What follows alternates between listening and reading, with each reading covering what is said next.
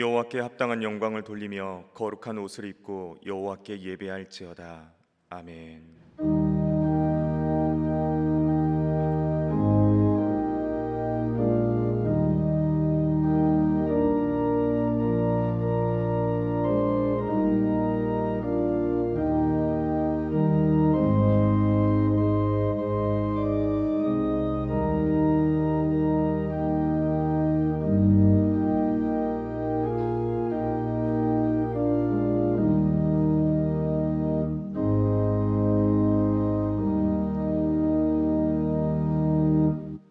아버지 하나님, 부활의 감격 속에서 지난 한 주간을 보내게 하시고 오늘 거룩한 주일 다시 한번 저희들을 예배의 자리로 인도하여 주시니 감사합니다. 부활하신 후에 제자들을 만나 주시고 의심하는 도마에게도 보이셨듯이 오늘 이곳에 오셔서 우리 모두에게도 부활하신 주님의 영광의 귀한 모습을 보여 주옵소서. 절망과 탄식과 두려움에 떨고 있는 저희에게 평안하라 말씀하여 주옵소서. 예배하는 이 시간 우리 안에 있는 모든 걱정과 근심, 의심이 사라지며 오직 기쁨과 감사만이 넘치게 하여 주옵소서. 우리의 심령에 참된 소망만이 넘쳐나게 하여 주옵소서. 우리 구주 예수 그리스도의 이름으로 기도합니다. 아멘. 모두 일어나셔서 찬송가 1장으로 하나님께 영광 돌리겠습니다.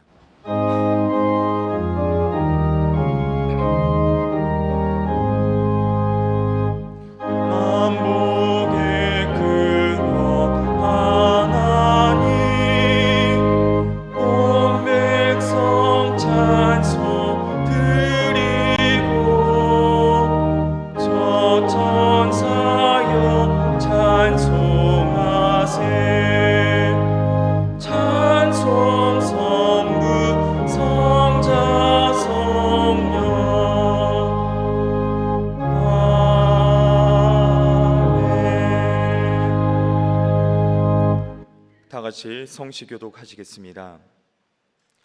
여호와여, 내 혀의 말을 알지 못하시는 것이 하나도 없으시니이다.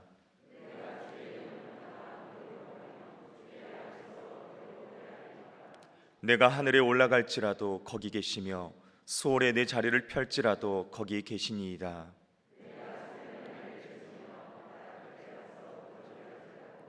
거기서도 주의 손이 나를 인도하시며 주의 오른손이 나를 붙드시리이다.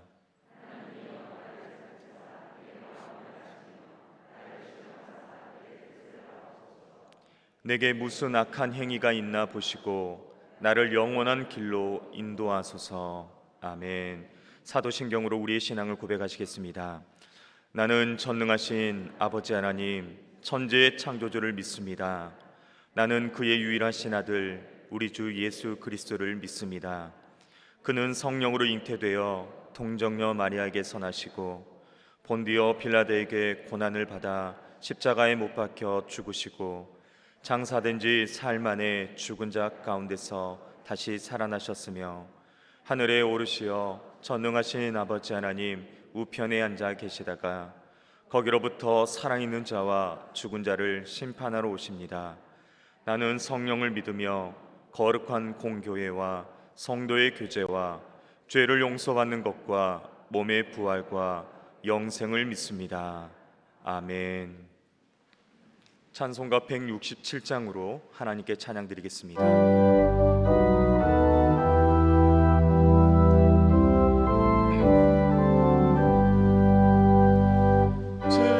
즐겁도다 이날 세세의 알마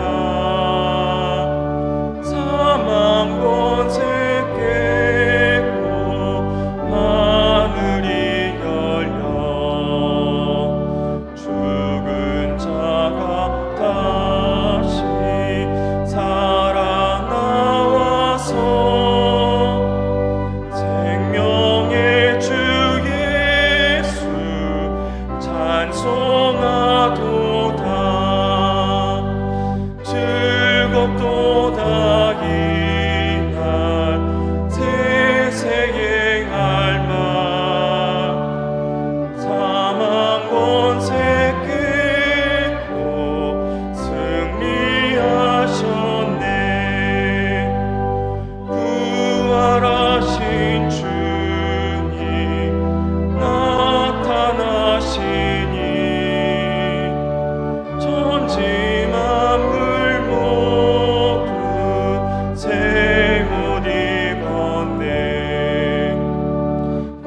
주만 바라고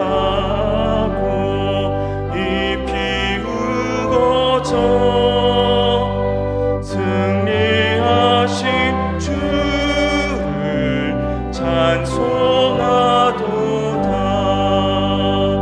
즐겁도다 이날 새행할 만 사망 권세 깨고 승리하셨네. 생명의 주 예수 죽음이 이기고 무덤 문을 열고 살아나셨네. 주의 말씀대로 이루어져서 사흘 만에 다시 살아나셨네.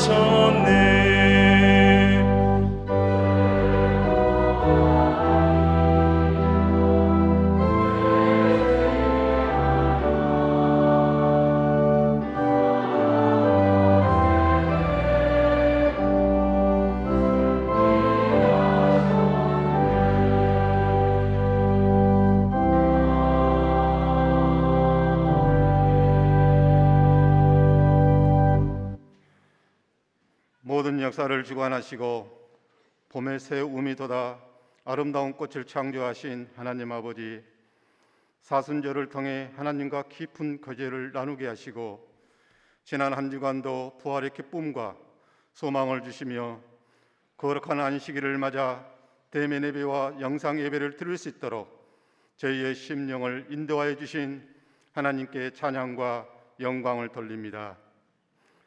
작은 문제에도 염려와 근심이 앞서 하나님의 능력을 제한했던 저희의 모습을 회개합니다. 모든 일에는 전능하신 하나님의 놀라운 지혜와 능력 앞에 저희의 한계를 인정하게 하시옵소서. 끝이 보이지 않는 인생의 사막을 걸을 때에도 하나님은 친히 길이 되어 주시고 은혜의 강을 흐르게 하셨음을 기억합니다. 항상 하나님이 동행하시기에 위로와 힘을 얻습니다. 코로나 때문에 모든 일상이 어려워하는 이들에게 오직 하나님을 경외하는 마음으로 담대히 살아가게 하시옵소서. 코로나19 팬데믹이 장기화됨에 따라 경기 침체로 어려워하는 이웃을 돌아보고 지역 속 상공인의 고통을 함께 나누기 위하여 하나님의 말씀과 기도로 준비 중에 있습니다. 성령님께서 역사하셔서 40일 동안 소비운동을 통해 교회의 사명은 이웃사랑 나눔을 실천하게 하옵소서. 신안의 지체들이 한마음 한뜻이 되어 우리의 본이 되신 주님의 사랑을 살아내어 부활의 기쁨을 함께 나눌 수 있도록 은혜 베풀어 주시옵소서. 우리의 생사복을 주관하신 하나님 아버지, 마음의 상처와 사고로, 질병의 문제로, 직장과 사업의 문제로, 취업과 자녀의 문제로 여러 가지 문제들로 신행하며 고통 중에 있는 성도들의 기도를 들으시고 긍휼과 자비를 베풀어 주옵소서. 치유하여 주옵소서. 회복시켜 주시옵소서. 오직 주님의 영광을 드러내게 하여 주옵소서. 이하름 원로 목회자의 신원을 평안하게 하시고 강경케 하여 주옵소서. 거룩한 날 차량 봉사로, 가르치는 일로, 강단의 꽃꽂이로, 안내하는 일로, 영상과 구역을 섬기는 일로, 갖가지 봉사의 손길로 수고하는 모든 성도들에게 아련의 축복을 누리며 나누는 귀한 심령으로 은총 베풀어 주옵소서. 선한 주인이신 하나님을 오해하고 한 달란트를 묻어버린 저희의 악함은 없었는지 뒤돌아보게 하시옵소서. 하나님 나라는 세상 나라와 달리 책임이 크고 작음에 따라 평가하지 않으시고 5달란트와 2달란트 받은 두 종을 똑같은 말로 칭찬하시는 하나님의 뜻에 따라 저희에게 주신 재능에 만족하며 성실히 책임을 감당하게 하시옵소서. 그리하여 착하고 충성된 종으로 인정받고 주인의 즐거움에 참여하기를 소원합니다. 이 땅에서 비교 의식을 버리고 재림하는 날에 받을 상금을 기대하면서 주인이 눈앞에 있는 것처럼 행하는 신실한 청지기가 되게 하시옵소서. 단위에 서신 담임 목회자를 성령의 능력으로 붙드셔서 놀라운 주님의 말씀을 증거하실 수 있도록 함께 하시옵소서. 이 시간 귀한 찬양을 기쁘게 받아 주실 줄로 믿사옵고 이 모든 말씀 우리 주 예수 그리스도 이름으로 간절히 기도하옵나이다.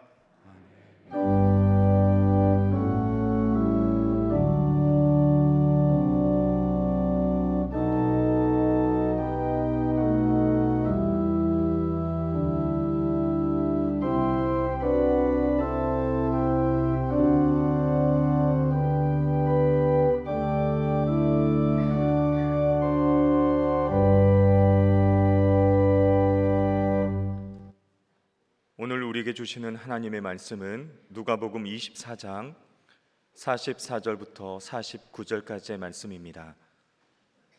이 말씀은 신약 141쪽에 있습니다. 누가복음 24장 44절부터 49절까지의 말씀입니다. 하나님의 말씀을 봉독합니다. 또 이르시되 내가 너희와 함께 있을 때에 너희에게 말한 바 곧 모세의 율법과 선지자의 글과 시편에 나를 가리켜 기록된 모든 것이 이루어져야 하리라 한 말이 이것이라 하시고 이에 그들의 마음을 열어 성경을 깨닫게 하시고 또 이르시되 이같이 그리스도가 고난을 받고 제3일에 죽은 자 가운데서 살아날 것과 또 그의 이름으로 죄 사함을 받게 하는 회개가 예루살렘에서 시작하여 모든 족속에게 전파될 것이 기록되었으니 너희는 이 모든 일의 증인이라. 볼지어다 내가 내 아버지께서 약속하신 것을 너희에게 보내리니 너희는 위로부터 능력으로 입혀질 때까지 이 성에 머물라 하시니라. 아멘. 하나님께서 이 말씀을 통하여 우리에게 은혜 주시기를 원합니다.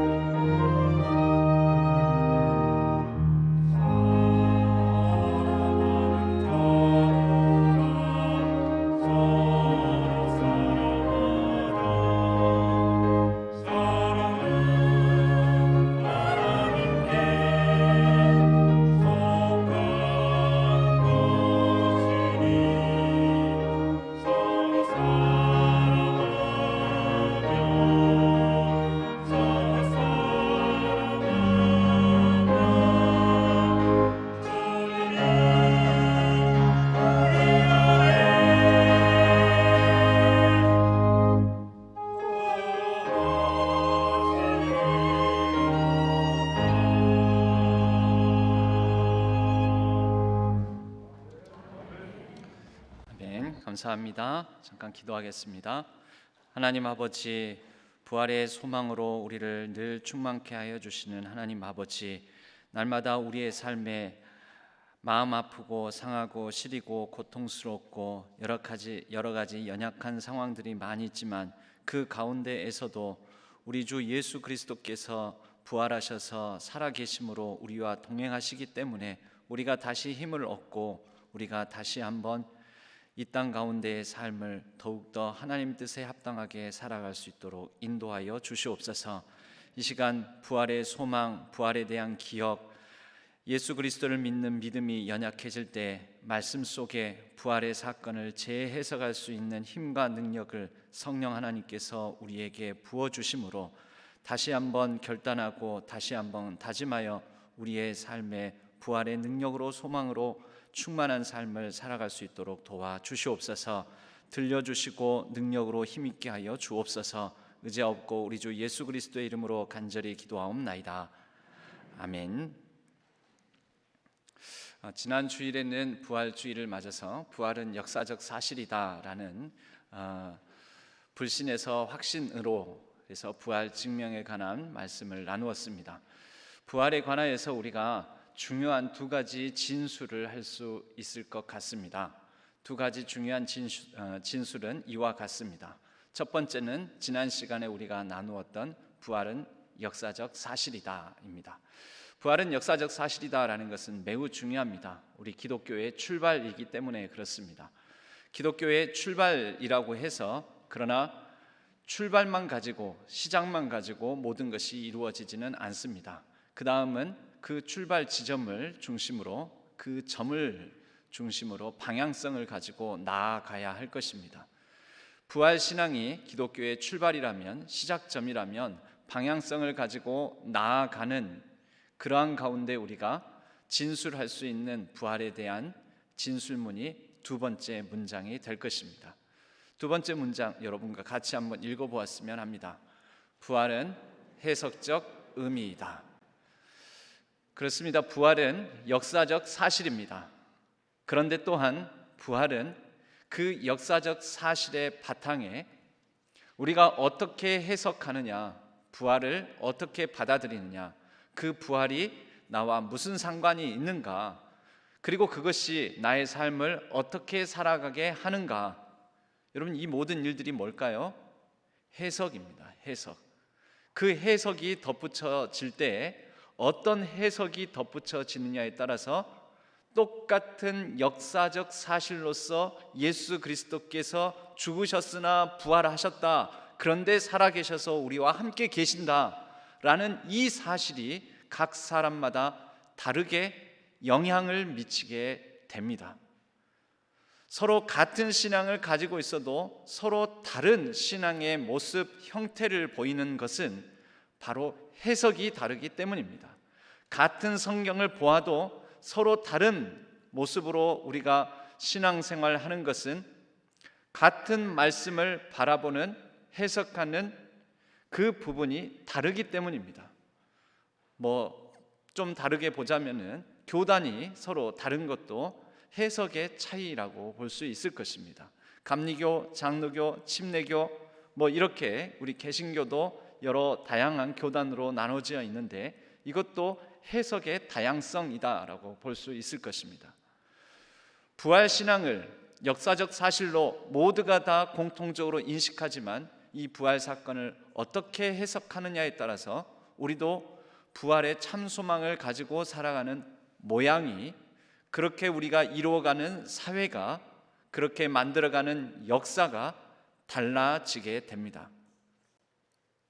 저는 오늘 여러분들과 이 부활에 관한 해석적 의미, 부활을 어떻게 해석할 것인가 한 세 가지 정도를 나눠 보고자 합니다.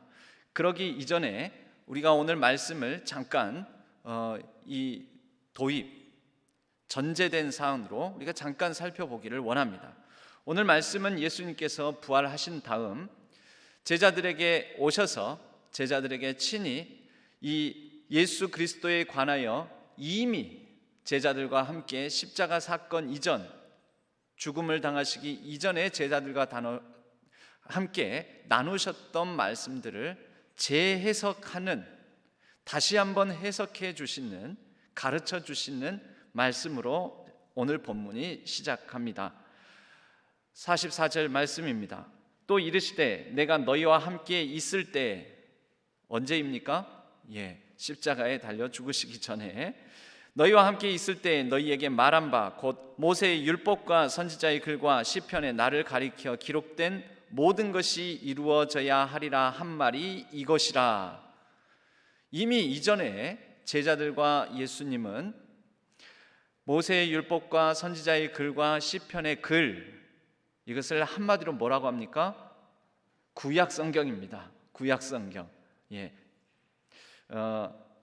타나카라고 요약할 수 있는 구약 히브리인들의 성경, 구약 성경, 이것을 가지고 예수님께서는 제자들에게 다시 말씀을 하십니다. 이것이 그 말이야. 십자가의 죽음과 부활도 바로 이러한 구약 성경을 통하여서 이미 너희들에게 전해줬던, 알고 있었던 그런 말씀들이야. 그런데 제자들은 왜 도망갔습니까? 해석이 달랐기 때문이죠. 구약 성경을 알고 있었던 유대인들임에도 불구하고, 어렸을 때부터 읽고 보았던 말씀임에도 불구하고 그 똑같은 동일한 말씀을 예수 그리스도의 메시아의 죽음과 부활에 관한 말씀으로 해석해내지 못했던 것입니다.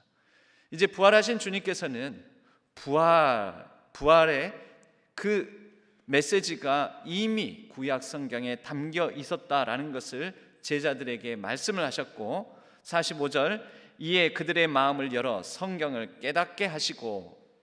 여러분, 우리가 이렇게 우리에게 주어진, 이미 우리 가운데 오셨고 죽으셨고 다시 살아나신 예수 그리스도에 관하여서도 어떻게 받아들이고 깨닫고 해석하느냐에 따라서 우리의 신앙생활, 부활 신앙을 가지고 살아가는 모양이 달라질 것입니다. 제자들에게 깨닫게 하시고, 그러나 예수님께서는 이 제자들이 이제는 증인이 될 것이다 라고 말씀은 하셨지만, 여러분, 중요한 것은 여기에서 당장 깨달았다면 가서 증거해라, 전도해라, 증인이 되라 라고 하시지 않으시고 48절 말씀을 보면 너희는 이 모든 일의 증인이라. 그냥 그들의 존재에 관하여 너희들이 그러한 사람이다, 그리고 그렇게 된다, 될 것이다, 이렇게 말씀하십니다.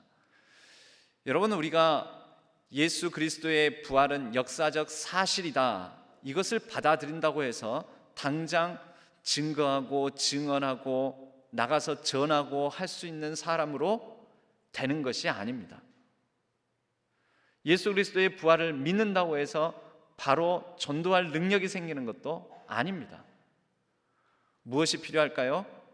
그 다음 말씀을 보면은 그 힌트를 우리는 짐작할 수가 있습니다. 49절이요. 볼지어다 내가 내 아버지께서 약속하신 것을 너희에게 보내리니 너희는 위로부터 능력으로 입혀질 때까지, 위로부터 능력을 입혀질 때까지. 우리는 이 말씀의 실현을 이미 알고 있죠. 사도행전에서 성령 하나님의 능력을 힘입어 성령의 오심을 기다리라 라는 그런 의미로 우리는 받아들일 수가 있습니다. 그리하여 위로부터 능력으로 입혀질 때까지 이 성에 머물라 하시니라. 머무르라고 하십니다. 아니, 당장 부활하신 주님을 만났고 부활하신 주님을 체험을 했고 들었고 깨달았으면 나가서 뭔가 해야지요 이제. 그런데 아직 아니랍니다. 머물러 있으라고 합니다. 무엇이 필요할까요? 충분히 예수 그리스도의 이 부활을 목격한 자로서 부활 사건을, 부활 이 자체를 해석할 수 있는 힘이 길러지기까지 기다리라라는 것입니다. 여러분, 잘 해석할 수 있는 능력이 생길 때까지 머물러라라고 하십니다. 성령 하나님의 능력은 어떤 능력이겠습니까?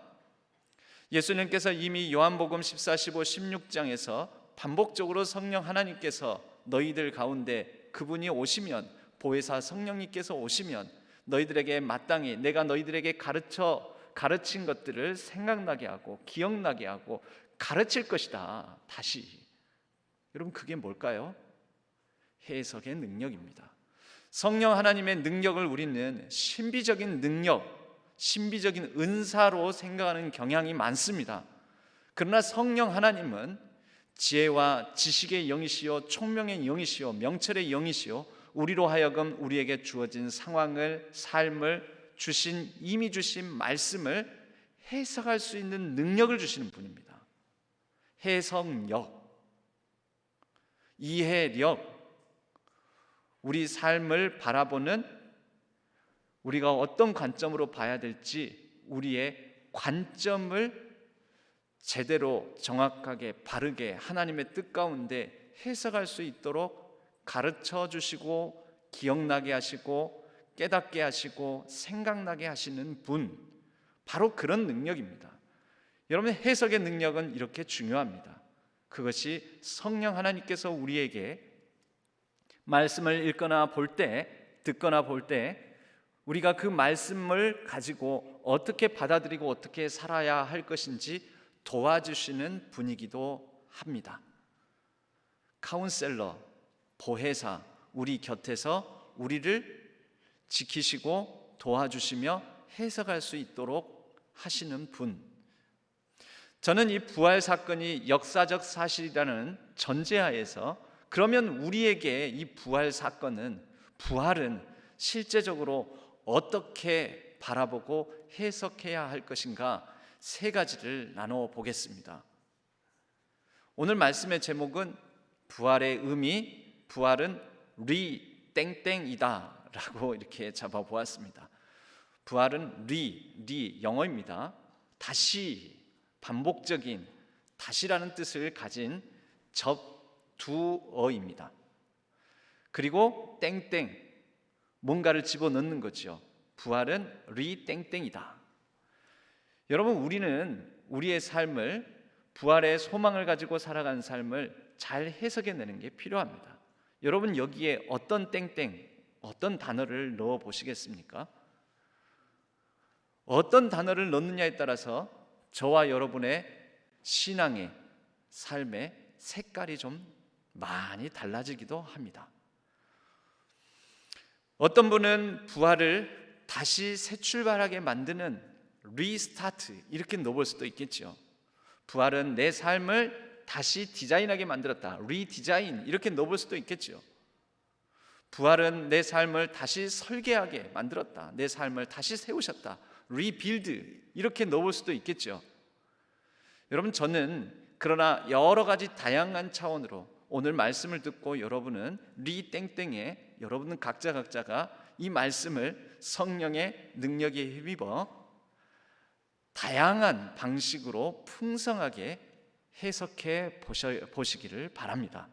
그러나 오늘 저는 세 가지를 나누겠습니다.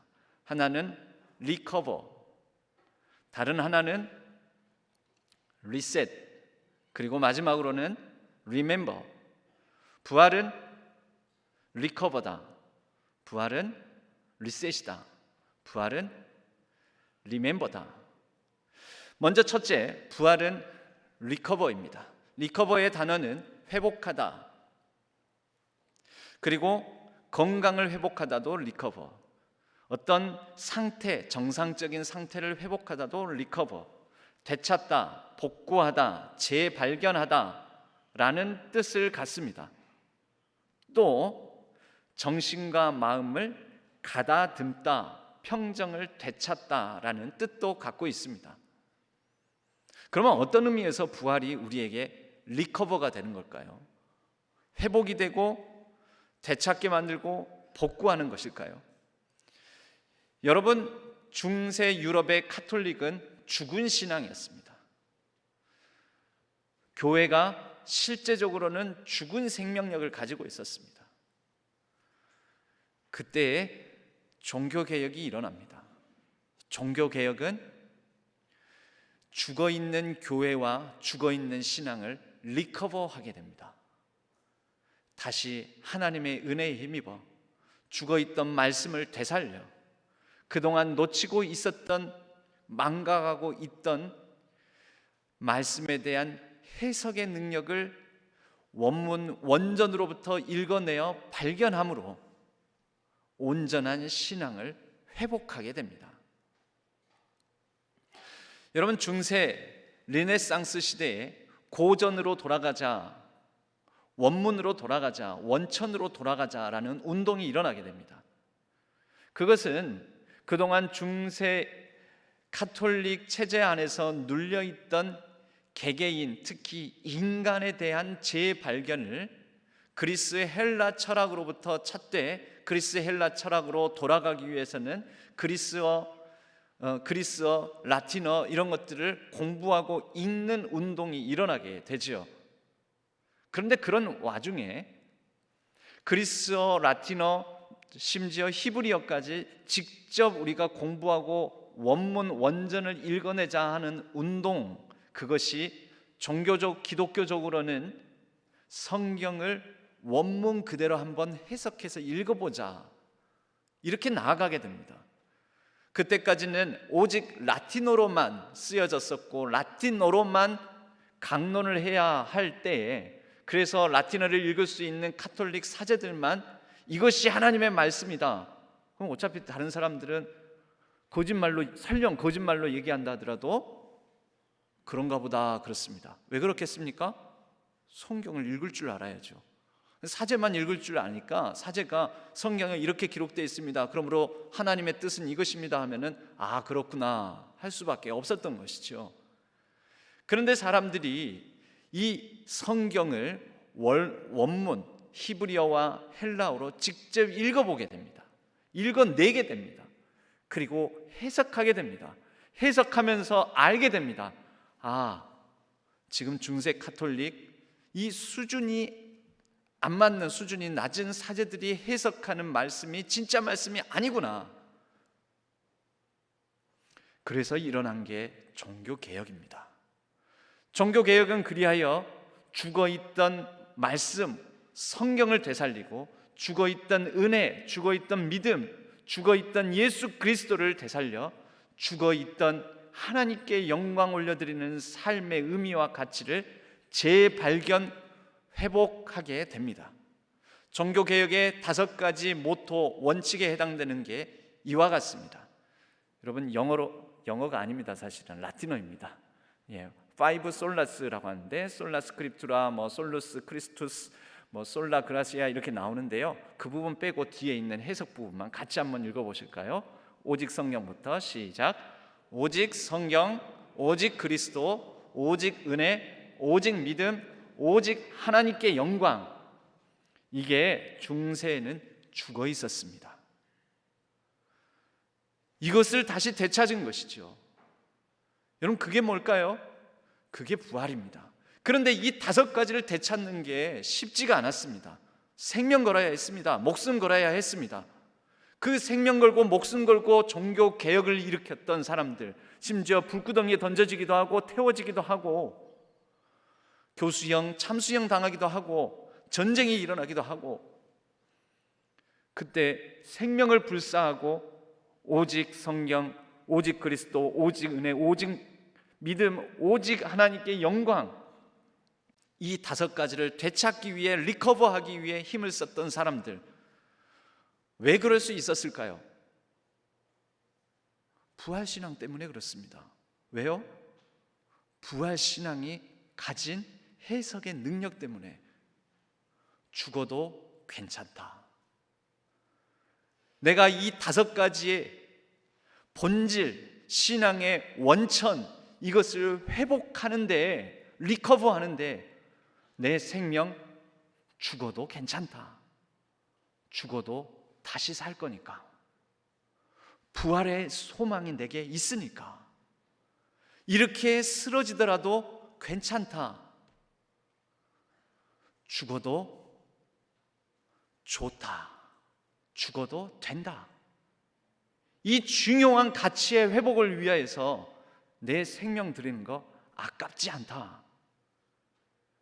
여러분, 그렇게 해서 일어난 것입니다. 오늘날 저와 여러분의 삶에 여러분들, 우리가 발견해야 될 본질, 원칙 무엇입니까? 하나님, 내가 이것을 위해서는 죽어도 괜찮습니다, 죽어도 좋습니다, 죽어도 됩니다 라고 여길 만한 것은 무엇입니까? 여러분, 우리는 본질을 회복해야 됩니다. 본질. 저도 이제 목사직을 가지고 목사 역할을 하게 된 게 10년이 이제 넘어갑니다. 아유, 애게 그거밖에 안 됐습니까? 예, 아직 갈 길이 더 멉니다. 그런데 여러분, 목사가 본질이 아니라 저에게는 오직 말씀, 오직 성경, 오직 은혜, 오직 믿음, 오직 하나님께 영광, 오직 그리스도. 여러분, 이것을 붙드는 세례를 받을 때 서약했던 저의 신앙의 고백, 그 본질이 더 중요합니다. 여러분, 이 본질을 잃고 목사 일만, 목사직만, 목사 역할만 할 수도 있습니다. 여러분들은요? 10년, 20년, 30년 권사, 장로, 집사 하다 보면 정말 하나님 앞에 선 단독자로서의 나, 본질적인 성도 자체를 잃어버리고 자기 직만 가지게 됩니다. 여러분, 성도가 더 중요합니다. 오직 하나님 앞에 선 단독자로서의 내 부활 신앙을 가진 성도, 세례받을 때에 서약했던 그 본질, 여러분 그거 놓치고 있다면 리커버 하시기 바랍니다. 그것이 오늘날 우리의 부활 신앙이어야 합니다. 두 번째로는 부활은 리셋입니다. 리셋은 재설정. 컴퓨터가 뭔가 잘 안 되면은 우리는 리셋을 합니다. 뭔가 컴퓨터가 안에서 프로그램이, 소프트웨어가 꼬여가지고 기능을 제대로 안 하고 멈춰버리면은 전원을, 플러그를 뺐다가 다시 꼽습니다. 리셋 버튼을 누릅니다. 그러면 컴퓨터가 초기화되어서 다시 재부팅을 합니다. 다시 컴퓨터가 작동이 됩니다. 여러분, 부활은 지극히 개인적인 사건인가 동시에, 그러나 또 부활은 사회적 사건이기도 합니다. 부활은 개인의 회복일 뿐만 아니라 개인을 뛰어넘어 사회를 회복하는 능력과 변화시키는 힘이 되기도 한다는 것입니다. 여러분, 톨스토이의 부활이라는 소설 혹시 들어보셨습니까? 이 책은 이렇게 생겼습니다. 표지는 보신 적 있습니까? 출판사마다 표지는 조금씩 다르니까요. 이 부활이라는 소설 작품의 이야기는 간략하게 말씀드리자면 두 주인공, 가장 중요한 두 주인공, 네글류도프와 마슬로바, 카투사 마슬로바라는, 이 파란색은 남자고요, 노란색은 여자입니다. 이 두 주인공을 중심으로 펼쳐지는 장장 대하 드라마입니다. 네글류도프는 러시아, 제정 러시아에서 공작으로 태어납니다. 귀족은 세습직이잖아요.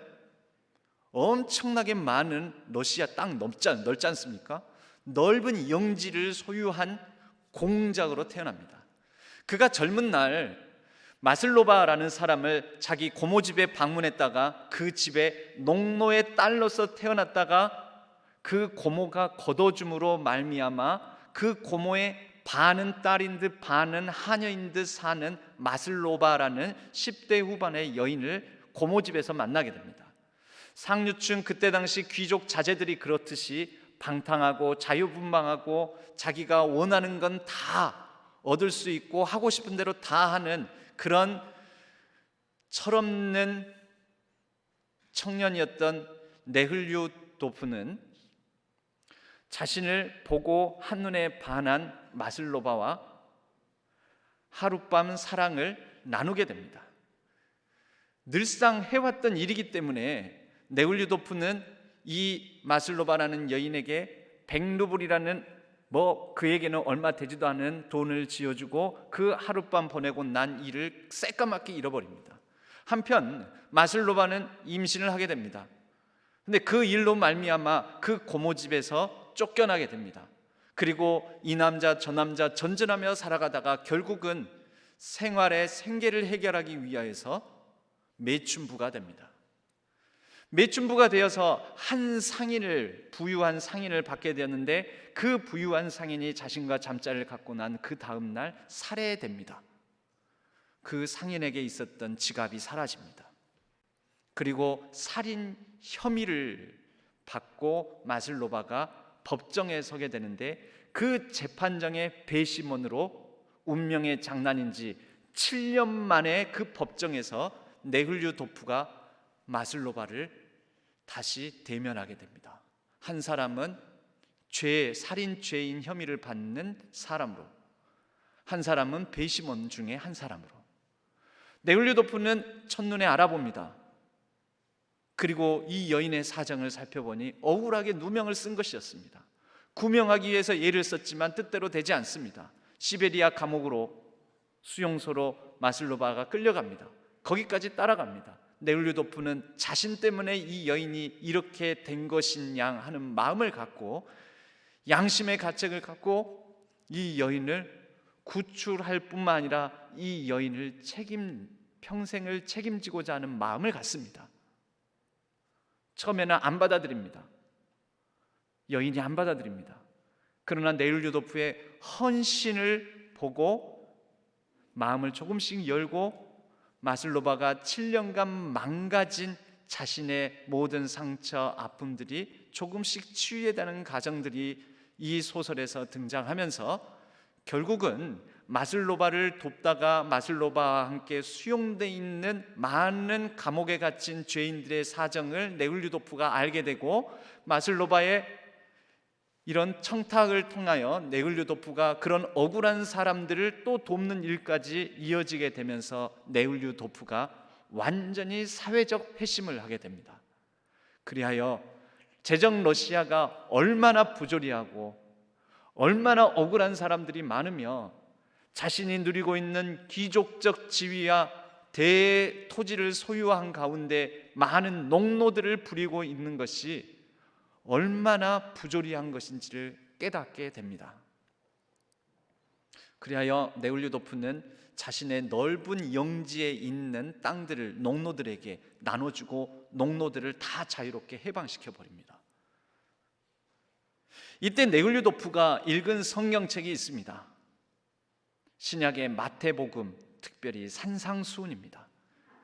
그 마태복음의 산상수훈을 읽으면서 네훌류도프는 복음이 나 한 사람의 잘 먹고 잘 사는 것이 아닌 많은 사람과 더불어서 평화와 생명과 정의를 누리는 것이라는 것을 알고 직접 몸소 그렇게 말씀에 헌신하여 말씀대로 살아가게 됩니다. 여러분, 이 네훌류도프가 누구일까요? 이 소설을 쓴 톨스토이 본인입니다. 톨스토이 자신의 자서전적인 소설 작품이 바로 부활이라는 소설입니다. 여러분, 오늘날 우리가 부활 신앙을 나 개인의 구원, 내가 영생을 얻었다, 새 생명을 얻었다, 이런 차원으로 끝나는 경우가 많습니다. 그러나 여러분, 부활 신앙은 사회를 변혁하는 힘입니다. 부활 신앙에 의탁하여 자신의 목숨, 생명, 또 자신이 쥐고 있는 것 아깝지 않게 여기며 이것을 하나님 나라를 위해서 헌신하고 내어놓는 사람들이 기독교 2000년 역사 가운데도 많이 있었습니다.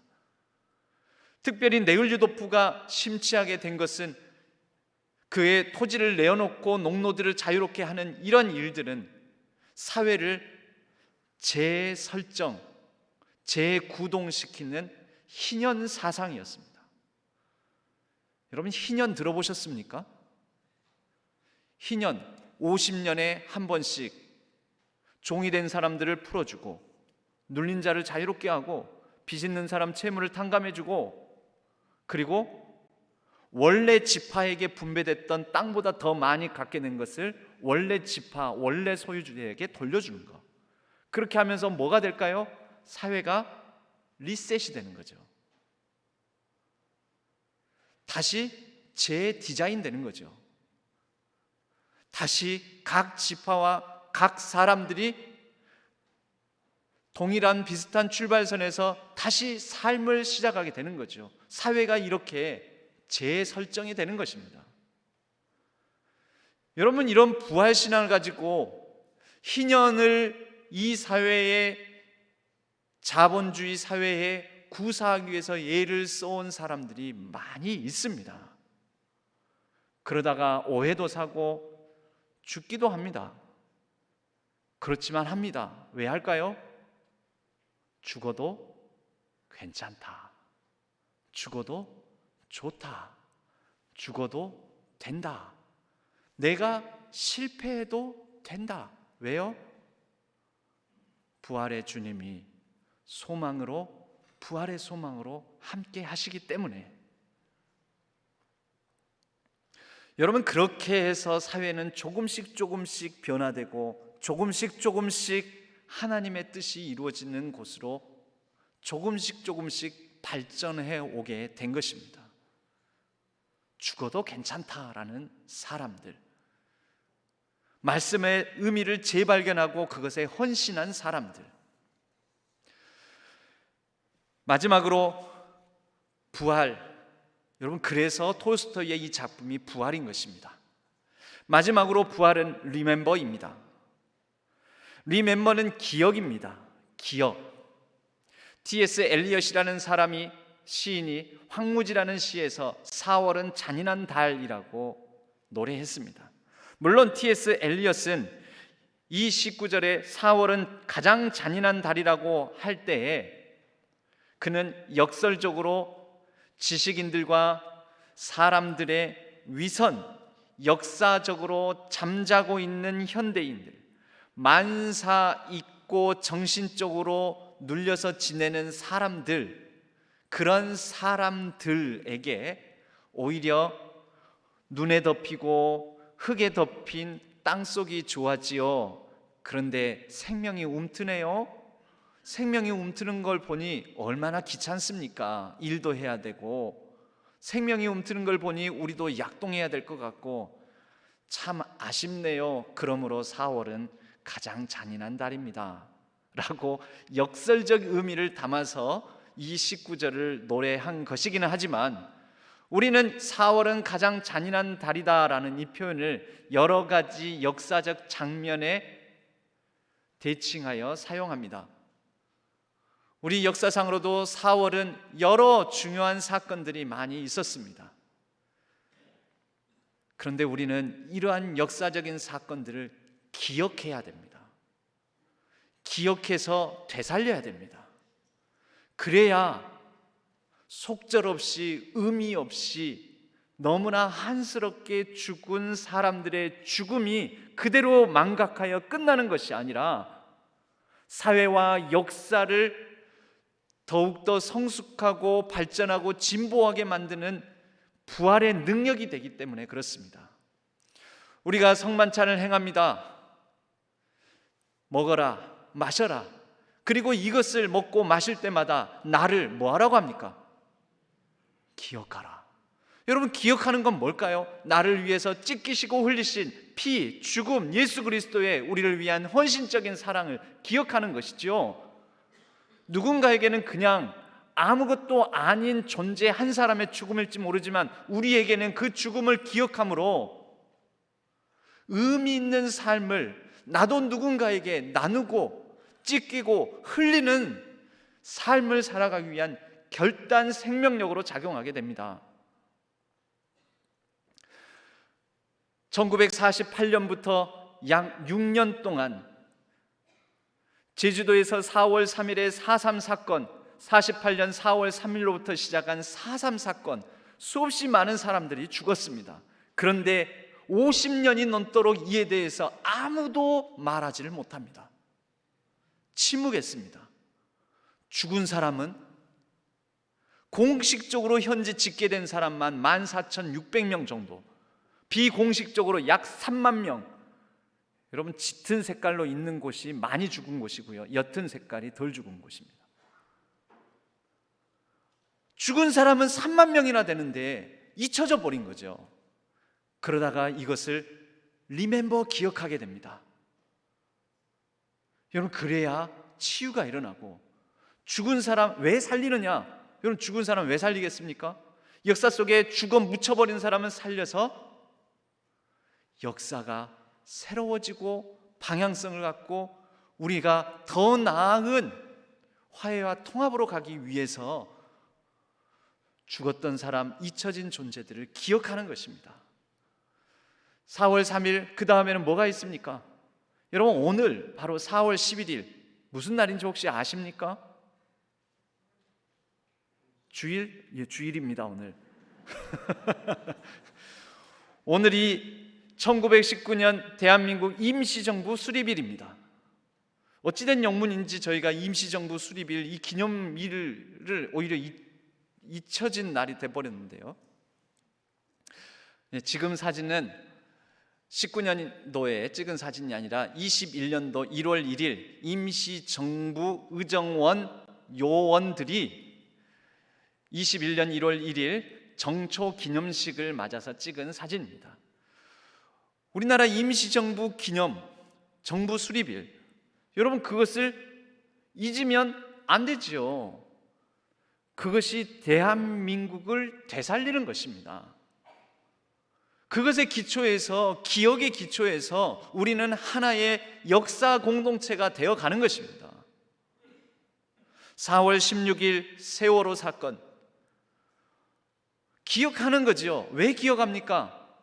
그 비극과 비참함에 머물자고 기억하는 게 아니라 다시 아픔과 그런 고통을 반복하지 않기 위해서 기억하는 것이지요. 4월 19일 4.19 의거, 4.19 혁명, 기억하는 것이지요. 여러분, 왜 기억하는 걸까요? 다시는 이런 독재의 역사가 반복되어서는 안 되니까, 다시는 장기 집권을 통하여서 대한민국의 민주주의를 압살하는 일이 일어나서는 안 되니까 기억하는 것이지요. 여러분, 그런 기억들을 통하여서, 되살리는 것을 통하여서 우리는 역사를 오늘 현재 속에 다시 새롭게 이루어가고 더 나은 세상을 만들어 가는 것입니다. 여러분, 부활은 실제적으로 해석의 힘입니다.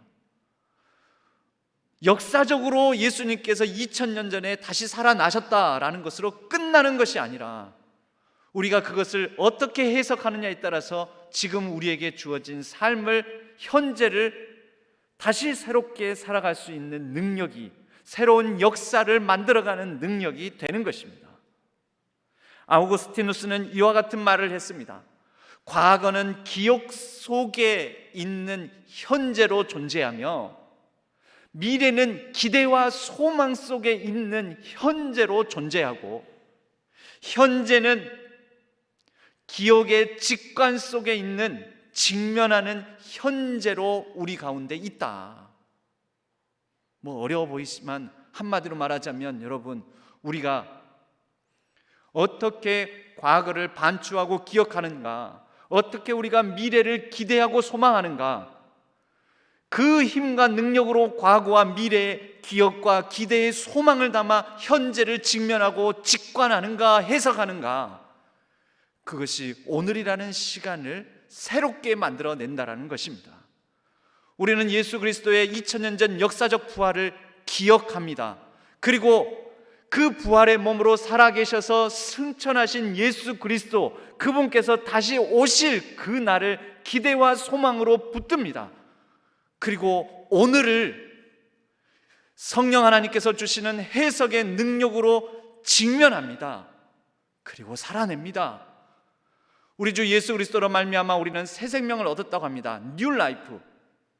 그런데 새 생명은, 다시 말하자면 라이프는 생명이라고도 하지만 삶이라고도 합니다. 삶, 새로운 삶, 새로운 방식의 삶, 새로운 해석의 능력을 발휘하여 결단하며 살아가는 새로운 방식의 삶, 여러분, 그것이 부활의 능력이요 부활의 소망입니다. 여러분, 따라서 해보시기 바랍니다. 죽어도 좋습니다. 죽어도 괜찮습니다. 죽어도 됩니다. 그렇습니다. 왜요? 부활 때문에요. 여러분, 죽겠습니까? 힘듭니까? 아픕니까? 병에 걸려서 이제 죽게 생겼다고요? 코로나로 말미암아서 눌려서 우울해서 죽겠다고요? 기억하십시오, 여러분. 죽어도 괜찮습니다, 사실. 왜요? 부활의 소망이 있으니까. 죽어도 좋습니다, 여러분. 심지어 병 걸렸는데 이거 못 낫고 죽을 수도 있습니다, 여러분. 하지만 괜찮습니다. 왜요? 부활의 능력이 우리와 함께 하니까요. 아프고 시린 우리의 현실이 있습니다. 그러나 그래도 괜찮습니다, 여러분. 왜입니까? 부활의 주님이, 소망의 주님 예수 그리스도께서 우리와 함께 하시기 때문입니다. 그렇게 우리는 아무런 의미 없는, 아무런 필요도 없는 존재요 삶을 살아가는 것이 아니라 새로운 삶을 살아가고 있습니다. 저와 여러분의 삶이 그 부활의 능력과 소망으로 충만한 바로 오늘 여기 현재의 삶을 살아가길 주님의 이름으로 간절히 축복합니다. 하나님 아버지, 감사합니다. 부활의 능력으로 소망이 있는 날마다의 삶이 되게 하여 주시고, 우리가 기억하고 또 다시 재설정하며 우리의 삶을 잘 해석하고 재발견하여 회복하는 삶을 살아내게 하여 주옵소서. 의지하옵고 우리 주 예수 그리스도의 이름으로 간절히 기도하옵나이다. 아멘.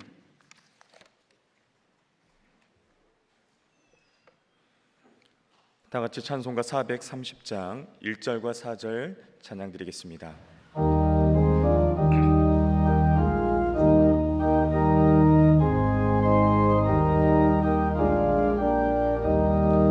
주와 같이 길 가는 것 즐거운 일 아닌가.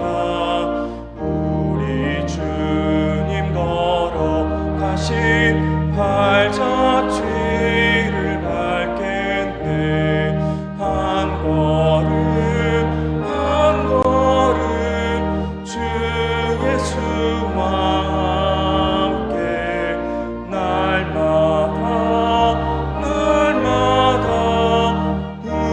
우리 걸어가리. 옛 선지자의 녹같이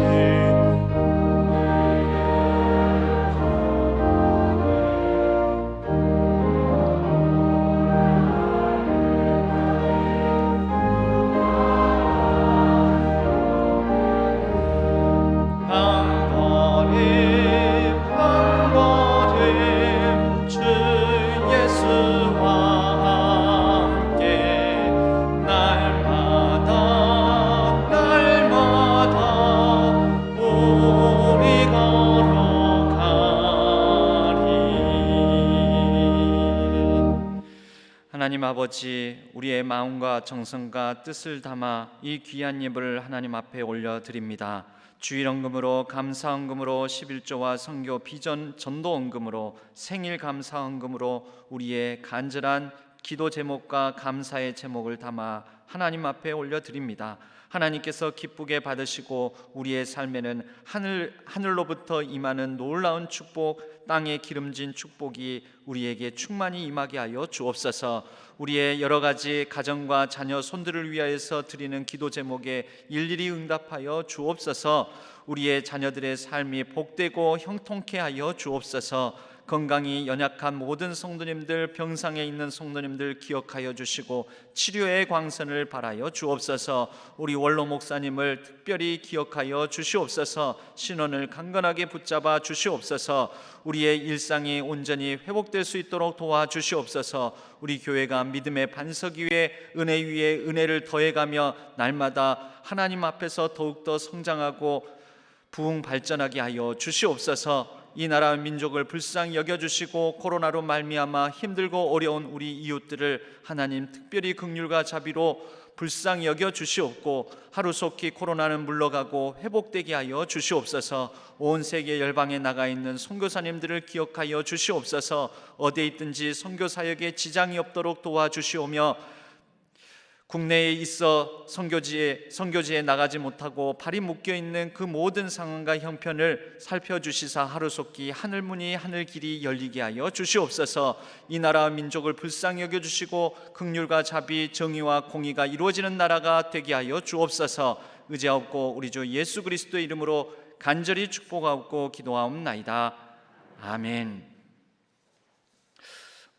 오늘 저희 교회에 새로 나오신 교우님 있습니다. 윤순엽 성도님, 어디 계십니까? 잠깐 자리에서 일어나시면 박수로 환영을 하도록 하겠습니다. 저기 제일 뒤에 계십니다. 네, 감사합니다. 새가족 교우실에서 다시 뵙도록 하겠습니다. 잠깐 주보 교회 소식을 보겠습니다. 부활 주일로부터 성령 강림 주일까지 50일 기간은 기쁨의 50일 기간으로 보통 전통적으로 우리 기독교 신앙은 지켜왔습니다. 부활의 기쁨과 소망을 부활 주일 절에만 나누는 것이 아니라 그 기쁨을 나누고 소망 가운데 우리가 예수 그리스도의 부활을 찬찬히 기억하는 그러한 기간으로 우리가 지냈으면 합니다. 그런 가운데 특별히 알림 1번 우리 지역사랑 상품권을 나누게 될 터인데요. 우리가 다 준비되면 여러분들에게 지역사랑 상품권을 나누어 드리도록 하겠습니다. 교우들에겐 기본적으로 한 1만 원권 출석한 교인들 대리 수령 안 되고요. 개인별로 한 장씩 나누어 드리고 이것을 바탕으로 가입된, 가맹된, 계약된 업체들에서 여러분들이 현금처럼 동일하게 사용하실 수 있겠습니다. 그 가맹점 확보를 위해서 교회 이 지역, 저희 교회 지역 주변으로 선정을 하기도 했지만 우리 교우님들 가운데서도 저희 사업체에서도 이 상품권을 사용할 수 있도록 해 주십시오라고 신청하시는 분들에 대해서는 이번 주와 다음 주일까지 마찬가지로 직접 대리 신청 안 되고요. 직접 다음 주일까지 상품권을 쓸 수 있는 가맹점으로 이렇게 신청하실 수 있겠습니다. 꼭 기억해 주십시오. 다음 주일까지만 받습니다. 대리 신청 안 됩니다. 나중에 또 상품권 자체도 대리 수령 안 됩니다.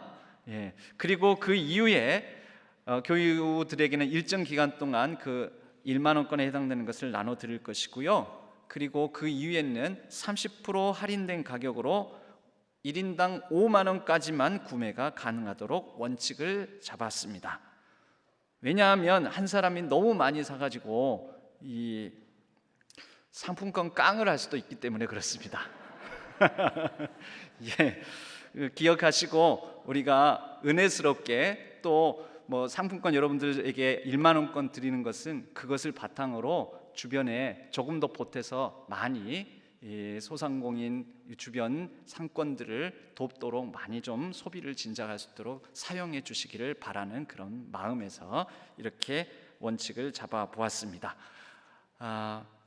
기타 궁금한 사항이나 문의 사항이 있으면 사회봉사위원회가 주관하고 있으므로 김경영 장로님께 문의해 주시기 바랍니다. 저에게 문의하셔도 됩니다. 교육자들에게 문의하셔도 되고요. 우리 모두 자리에서 일어나시겠습니다. 주기도문송과 축도로 예배를 마치도록 하겠습니다.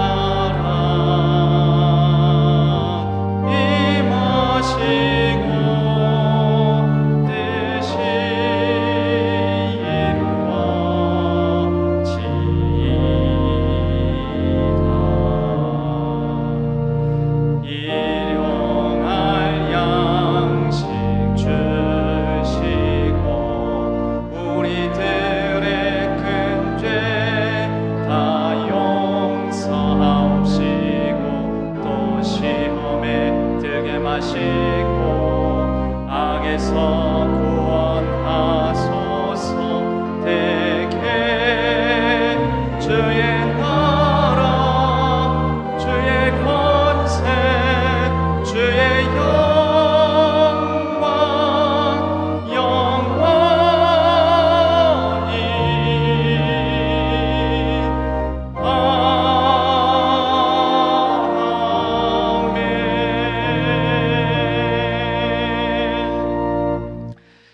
이제는 우리 주 예수 그리스도의 은혜와 하나님 아버지의 지극하신 사랑하심과 성령 하나님의 위로 교통 역사 충만하심이 부활의 소망을 가지고 우리의 삶을 부활의 능력으로 재해석하여 성령과 함께 날마다 부활의 생명력을 가지고 다시 살아나는 삶을 살아가기를 다짐하는 우리 모든 성도님들 위해, 가정 위에, 일상 위에, 우리 교회 위에, 이 나라와 이 민족 온 세계 열방 위에 이제로부터 영원까지 함께 하시기를 간절히 축원하옵나이다. 아멘.